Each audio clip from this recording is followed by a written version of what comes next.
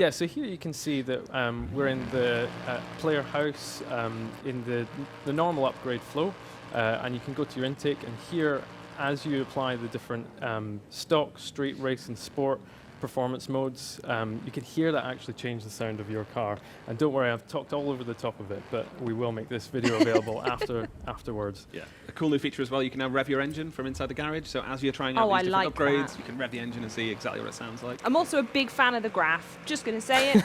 Love a graph. It sort of adds to how nerdy and wonderful this all feels. So you can do it with your exhaust as well, depending on the upgrade paths per car. You'll be able to hear your exhaust note change. And it's important to point out that this doesn't actually it doesn't change the volume of the car, because then it would unsettle the mix. What it does is it actually changes the character of the car. So it sounds completely different, and it gives you that feeling of actually taking off a complete exhaust and replacing it with an entirely different manufactured part. And then one thing, this is one of my favorite parts of we've been working with the physics team really, really closely to introduce drivetrain flex back into the game, which is really cool. And that sort of gives you that wobble on the car, so that as you're taking off in lower gears, because it goes, it's reacting to it, and then as you're in higher gears, it's kind of which is really cool. But any more sounds of what it does? Honestly, Charlie, he does this all the time. He's like that guy from Police Academy. Unsufferable. And the other thing you would have seen there on the camshaft upgrades is a lot of people have picked up on the limiter behaviors in some of the cars.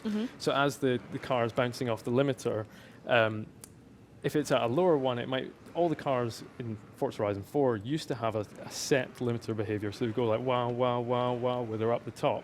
Whereas as you upgrade it, you'll hear it kind of go wah, wah, wah, wah, wah, wah, wah, wah, when it's up the top. Do you do this in meetings? All the time. Is this how you communicate what you want your team to do? Yeah, I want it a little bit more rather than It works. I completely understand what you mean, so it's effective.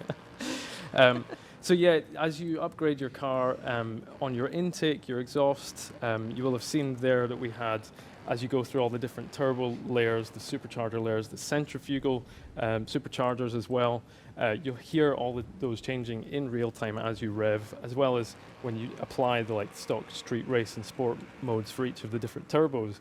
It'll go from being kind of like a to more of a.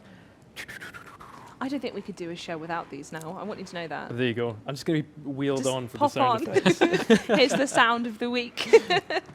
Just as an aside, while we're looking at this, I think it's cool to note that if you're wondering why the car looks so realistic, why it sits in the scene so nicely, it's because you've got ray tracing active as well. So actually, I mean, does ray tracing affect anything audio-wise as well as visual while we're here? It does, yes. So we have taken ray tracing and we're using it throughout the world.